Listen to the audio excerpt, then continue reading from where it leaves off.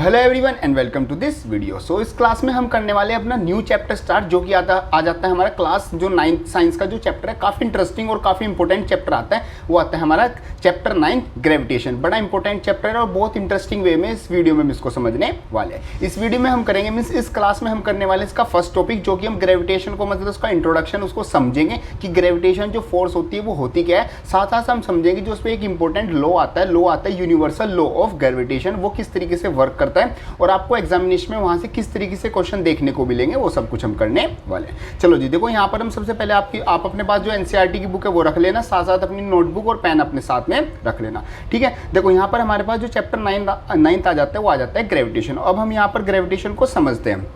देखो ग्रेविटेशन का मतलब क्या होता है, जैसे हमारे पूरे यूनिवर्स में क्या है, मान लो फॉर एग्जांपल हम मान लेते हैं पूरे, इसको हम हटा देते हैं। अभी एनसीईआरटी तो बुक आपके सामने रहेगी, आप उसमें से देखते रहना।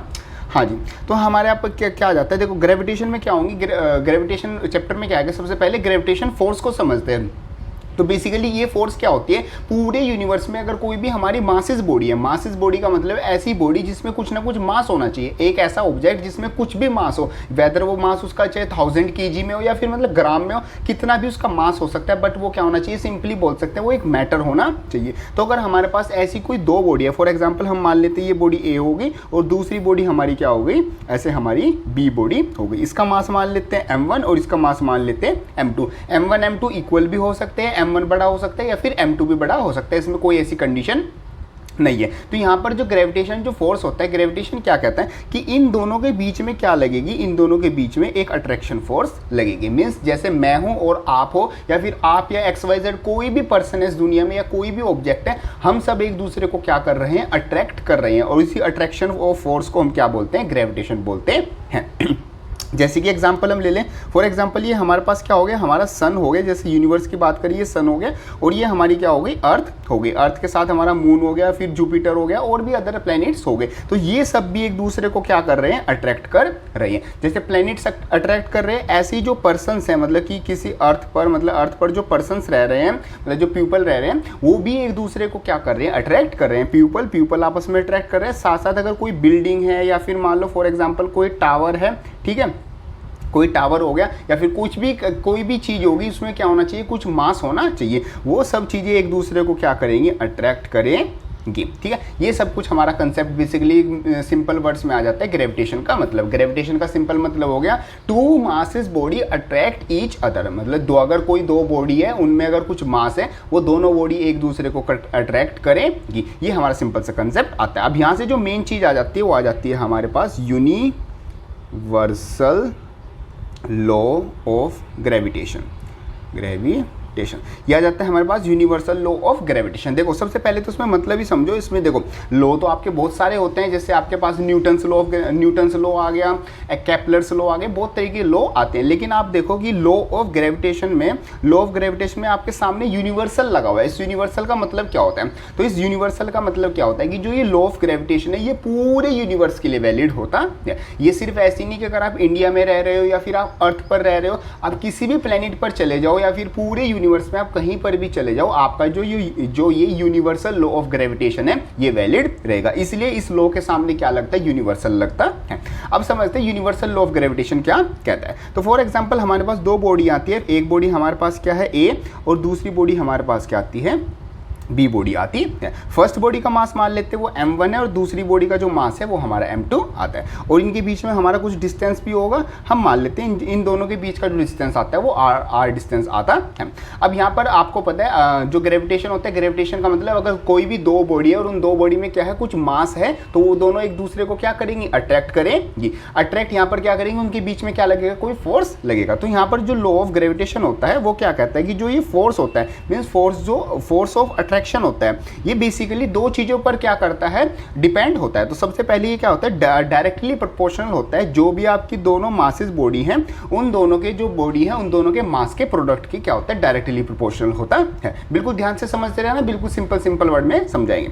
एफ का मतलब क्या होगा, मीन्स एफ मतलब क्या होगी, फोर्स ऑफ ग्रेविटेशन। तो फोर्स ऑफ ग्रेविटेशन जो दोनों बॉडी है उन दोनों के मासेस की क्या होगा, प्रोडक्ट के प्रोपोर्शनल होगा। और साथ ही साथ जो ये आपकी फोर्स है ये इन्वर्सली प्रोपोर्शनल होता है to the square of distance between them. Means आपकी जो दो बॉडी है, first body second body, A body B body, उन दोनों के बीच का जो डिस्टेंस है अगर आप उसका स्क्वायर कर देते हो तो जो फोर्स ऑफ अट्रैक्शन है या फिर बोल सकते हैं फोर्स ऑफ ग्रेविटेशन है वो उसके क्या होगा, वो उसके इन्वर्सली प्रोपोर्शनल होगा। और एक और चीज़ का यहाँ पर ध्यान रखना, मैं यहाँ पर लिख भी देता हूँ कि जो ग्रेविटेशन फोर्स है वो हमेशा क्या होगी, अट्रैक्टिव इन नेचर होगी। ठीक है, अट्रैक्टिव इन नेचर। ठीक है, मतलब कि हमेशा दो बॉडी एक दूसरे को क्या करेंगे, अट्रैक्ट ही करेंगे। अगर दोनों बॉडी में मासेस है और अगर उन दोनों के बीच में ग्रेविटेशन फोर्स लग रही है जो कि लगेगी, वो हमेशा क्या होगी, एक अट्रैक्टिव फोर्स होगी।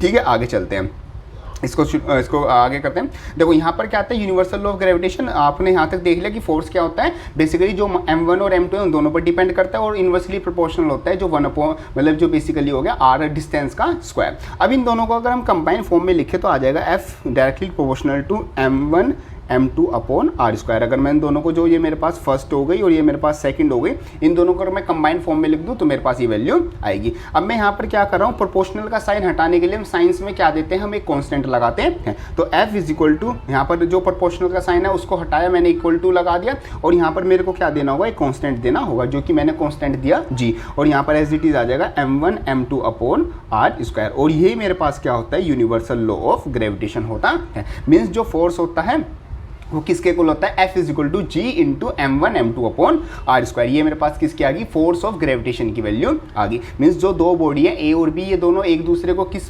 फोर्स से अट्रैक्ट करेंगी, ये दोनों इस फोर्स से। मीन्स जो इस फोर्स की वैल्यू आएगी इन दोनों के बीच में इतना फोर्स आपका होगा। तो यहाँ से अगर हम इसकी स्टेटमेंट बनाएं तो स्टेटमेंट देखो आप कैसे बना सकते हो। स्टेटमेंट आपकी बनेगी, जो फोर्स है दोनों बॉडी के बीच में, जो फोर्स है वो किसके डायरेक्टली प्रोपोर्शनल है, वो प्रोडक्ट ऑफ मासेस के प्रोपोर्शनल है और इनवर्सली प्रोपोर्शनल है square of distance between them के। तो उसको अगर हम कंबाइंड फॉर्म में लिखेंगे तो हम बोल सकते हैं कि the force of gravitation is directly proportional to the product of masses and inversely proportional to the square of distance between them. This is known as the universal law of gravitation. ये आपकी simple सी definition आ जाती है। आपको individually ध्यान रखना है। सबसे पहले आपको याद रखना है कि जो फोर्स होता है वो प्रोडक्ट के प्रोपोर्शनल होता है और जो फोर्स होता है वो इनवर्सली प्रोपोर्शनल होता है square of distance between them के। इन दोनों सेंटेंस को कंबाइन करके लिख दोगे और यही आपका क्या बन जाता है, लॉ ऑफ ग्रेविटेशन बन जाता है। क्लियर है। चलो अब यहाँ पर हमने एक कांस्टेंट दिया था जो कि था हमारा जी। इस जी की जो वैल्यू होती है 1.67 इंटू 10 की पावर -11 न्यूटन मीटर स्क्वायर पर किलोग्राम स्क्वायर। ये क्या होती है, ये इस जी की वैल्यू होती है। और ये आपको क्या होनी चाहिए, ये मतलब अच्छे से याद होनी चाहिए इसकी वैल्यू और साथ साथ इसकी यूनिट। ये क्या होगी आपकी ग्रेविटेशन की जो कांस्टेंट है जी, उसकी वैल्यू होगी। ये आपका कैसे आएगा देखो, आपके पास फॉर्मूला है F is equal to G m1 m2 upon R square. हमने दो बॉडी ली, एक हमने दो बॉडी ली, एक हमारे पास ए बॉडी आ गई और दूसरे हमारे पास क्या आ गई, बी बॉडी आ गई। ठीक है, इसका मास m1 है और इसका मास क्या आता है, m2 आता है। अब जो ये मास m1 है और ये जो मास m2 है, ये दोनों 1 kg आते हैं। मतलब हमने यूनिट मास ले लिया और साथ साथ जो इनके दोनों के बीच का जो डिस्टेंस आता था r, वो भी क्या आ गया 1 मीटर, मतलब कि वो भी क्या आ गया, यूनिट डिस्टेंस आ गया। तो यहाँ पर अगर हम वैल्यू रखें तो F is equal to G 1 into 1 upon 1 का स्क्वायर। तो F किसके इक्वल आ जाएगा, F बेसिकली मेरा क्या आ जाएगा, G के इक्वल आ जाएगा। तो F का मतलब, G का मतलब क्या होगा, ये हो गया force of gravitation between two masses body in which their masses is 1 kilogram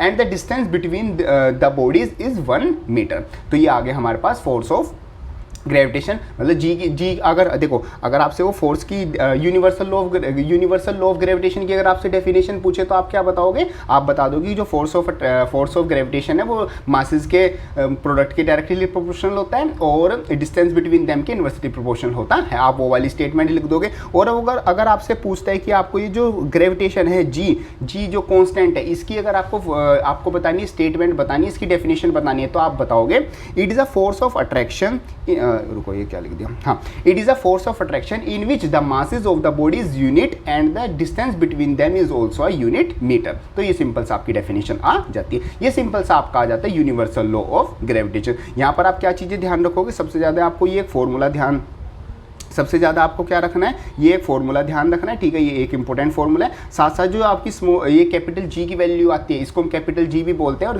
जी का मतलब हो गया यहाँ पर ग्रेविटेशन कांस्टेंट 1.6 इंटू 10 की पावर -11 न्यूटन मीटर स्क्वायर पर किलोग्राम स्क्वायर। ये उसकी क्या होती है, वैल्यू होती है। ये चीज़ आपको क्या रखनी है, याद रखनी है। क्लियर है? चलो ये सिंपल आपका आ जाता है यूनिवर्सल लॉ ऑफ ग्रेविटेशन। अब एक बार एनसीईआरटी में देख लेते हैं, हमारे पास एनसीईआरटी में कोई इंपॉर्टेंट चीज़ आती है तो वो हम चेकआउट करते हैं। ठीक है जी, चलो जस्ट अ सेकंड, मैं एनसीईआरटी यहाँ पर ओपन कर लेता हूँ। हाँ जी, ये आ गया हमारे पास ग्रेविटेशन।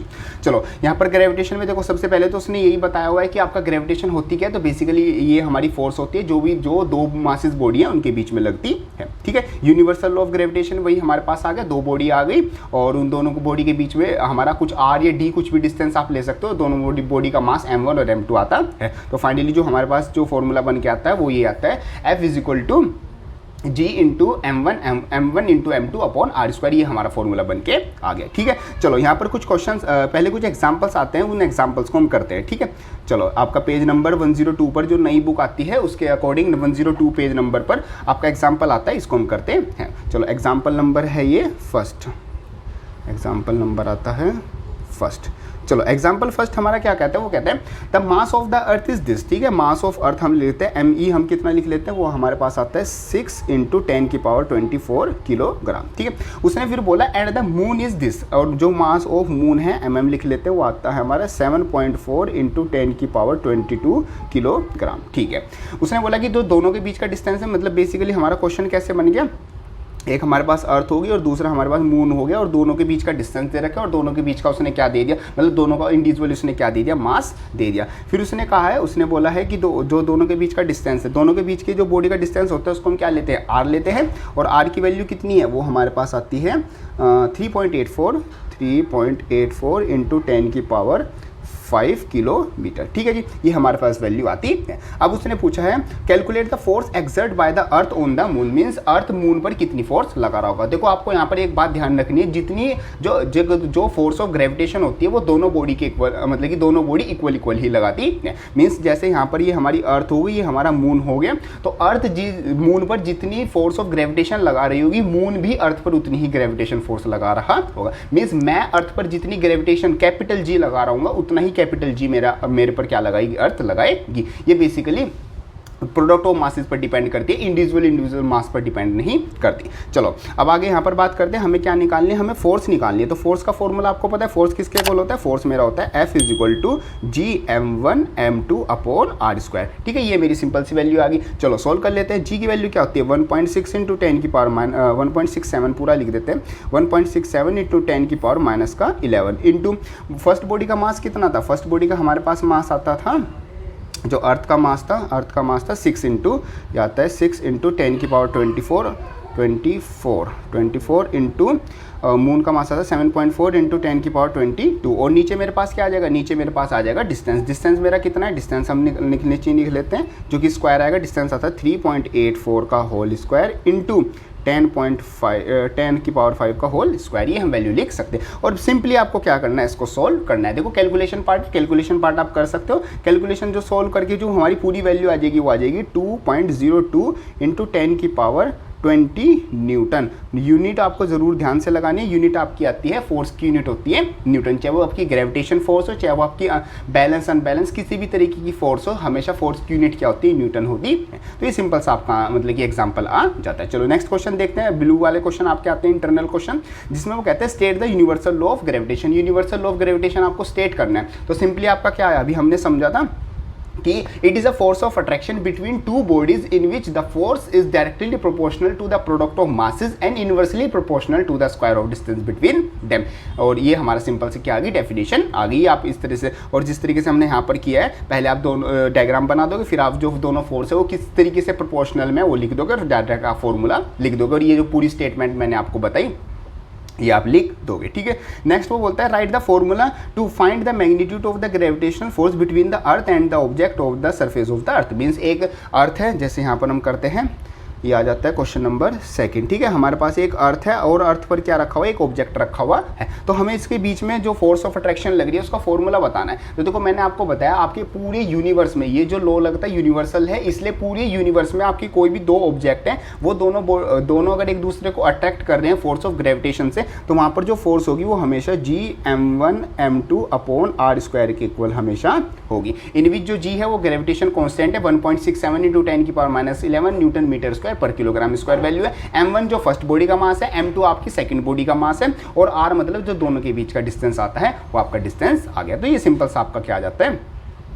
सिंपल सी मतलब सेकंड क्वेश्चन का आंसर आ जाता है। ये सिंपल सी चीज़ें आ गई। यहाँ पर एक और चीज़ आती है कि importance of universal law of gravitation, means universal law of जो ग्रेविटेशन है उसकी इंपॉर्टेंस क्या आती है, इसको एक बार हम चेक कर लेते हैं। The universal law of gravitation successfully explain several phenomena which were believe to be unconnected, means कुछ सेवरल फिनोमिना से जो कि साइंटिस्ट ने दिए थे, तो उन चीज़ को ये जो यूनिवर्सल लॉ ऑफ ग्रेविटेशन है सब चीज़ को कनेक्ट करता है, मीन्स सब चीज़ को क्या करता है, वेरीफाई करता है। जैसे सबसे पहले आता है the force that binds us to earth, means देखो हम अर्थ पर मतलब कि एक जगह पर खड़े हुए, मीन्स अर्थ को हम छोड़ के नहीं जा रहे, तो उसका मतलब हमारा कोई फोर्स है जो हमें अट्रैक्ट करके रख रही है, तो ये वही फोर्स आती है, फोर्स ऑफ ग्रेविटेशन, जो कि हमें अट्रैक्ट करके रख रही है। तो ये यहाँ पर ये इस चीज़ पर भी वेरिफिकेशन कर देता है। सेकंड वो कहता है the motion of the moon around the earth, अब जो मून है वो अर्थ के अराउंड क्या कर रहा है, रेवोल्यूट कर रहा है और उसके अराउंड चक्कर लगा रहा है, तो वो उसके मतलब कि बंधा हुआ एक तरीके से। जैसे आपका ये क्या हो गया, मैं आपको यहाँ पर डायग्राम के थ्रू समझाता हूँ थोड़ा सा। हाँ, ये आपका क्या हो गया, ये आपका अर्थ हो गई, और जो ये आपका मून है ये इसके अराउंड क्या करता रहता है, रोटेट करता रहता है। तो ये इसको छोड़ के क्यों नहीं जा रहा, इसके अपने फिक्स ऑर्बिट में क्यों घूमता रहता है, क्यों, क्योंकि जो अर्थ है वो उस पर क्या लगा के रखती है, ग्रेविटेशन फोर्स लगा के रखती है। मीन्स दो अर्थ और मून दोनों एक दूसरे से ग्रेविटेशन फोर्स से क्या है, बाइंड हो रखे हैं। नेक्स्ट वो कहता है कि the motion of the planets around the sun, और ऐसी जैसे मून अर्थ के अराउंड रिवॉल्व कर रहा है, ऐसी जो सारे प्लैनेट्स है वो सन के अराउंड रिवॉल्व कर रहे हैं। और ये रिवॉल्व क्यों कर रहे हैं, क्योंकि हर कोई बॉडी एक दूसरे को अट्रैक्ट कर रही है। ठीक है, नेक्स्ट आता है the tides due to the moon and the sun, और जो आपका देखो मून है और जो सन है, जो आपके अर्थ पर जो वाटर है, मीन्स जो ओशंस है, जो सीज है, वहाँ पर जो टाइड्स आती है वो भी ग्रेविटेशन फोर्स की वजह से ही आती है। वो समझो कैसे आती है, देखो इस चीज़ को ध्यान से समझना। जैसे ये आपका जो अर्थ है ये इसका पूरा सरफेस हो गया, और इसके ऊपर आपका क्या हो गया, ये आपका इस तरीके से वाटर हो गया। अब यहाँ पर आपका क्या है, मून है। अब मून क्या करेगा, जो अर्थ है वो अर्थ को अट्रैक्ट करेगा, बट अर्थ अपने आप में बहुत बड़ी मास बॉडी है, और अर्थ को और भी जो ऑब्जेक्ट्स है वो अट्रैक्ट कर रहे हैं, तो अर्थ मून की तरफ तो शिफ्ट नहीं होगी। बट ये जो अर्थ पर जो वाटर है, ये क्या है, ये तो बाइंड नहीं है, मतलब ये तो किसी ने पकड़ नहीं रखा। तो ये जो वाटर है यहाँ पर आपका क्या हो जाता है, ये पूरा अर्थ का सरफेस, ये जो पानी है ये पहले तो नॉर्मल एक कंडीशन में सरफेस पर रहता है। अब जब मून इस पर क्या लगाएगा, ग्रेविटेशन फोर्स लगाएगा, तो ये जो पानी है जिस पर जहाँ पर ग्रेविटेशन फोर्स लगेगी वहाँ से ये थोड़ा क्या हो जाएगा, मून की तरफ अट्रैक्ट होना शुरू हो जाएगा। मीन्स ये अर्थ का सरफेस छोड़ के जाना शुरू कर देगा। अभी जैसे अर्थ का सरफेस जो है वो छोड़ के जाना शुरू करेगा, ऐसी अर्थ है, अर्थ भी तो क्या लगा रही है, ग्रेविटेशन फोर्स लगा रही है। तो ये जो वाटर है ये वापस से क्या आ जाएगा, नीचे गिरेगा। तो जब पानी ऊपर उठेगा और फिर नीचे गिरेगा, ऊपर उठेगा नीचे गिरेगा, इसी से आपकी क्या बन जाती है, जो टाइड्स होती है वो बन जाती है। तो यहाँ पर ग्रेविटेशन फोर्स की वजह से ही आपकी क्या बन गई,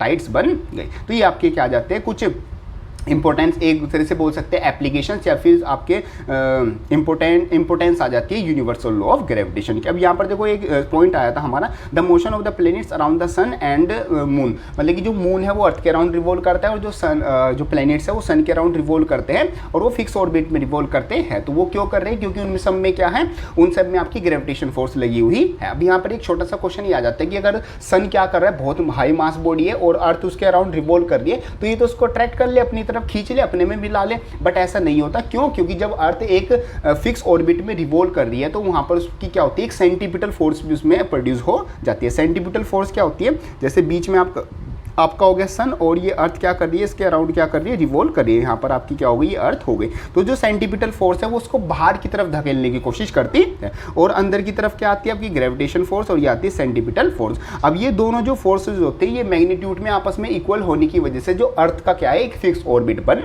जाता है। इसी वजह से अर्थ ना तो सन में जाके मिलती, और ना ही सन का जो फिक्स ऑर्बिट है उसको छोड़ के दूर चली जाती। ये सब कुछ आपका आ जाता है related to universal law of gravitation. Hope करता हूँ आपकी सारी चीज़ें अच्छे से समझ में आ गई होगी। नेक्स्ट में फिर हम करेंगे अपना फ्री फॉल वाला टॉपिक, और उसको बिल्कुल अच्छे से समझेंगे। Clear point. चलो जी, वीडियो हेल्पफुल लगे तो उसको लाइक जरूर कर देना, एंड यस चाहते हुए चैनल को सब्सक्राइब जरूर कर देना।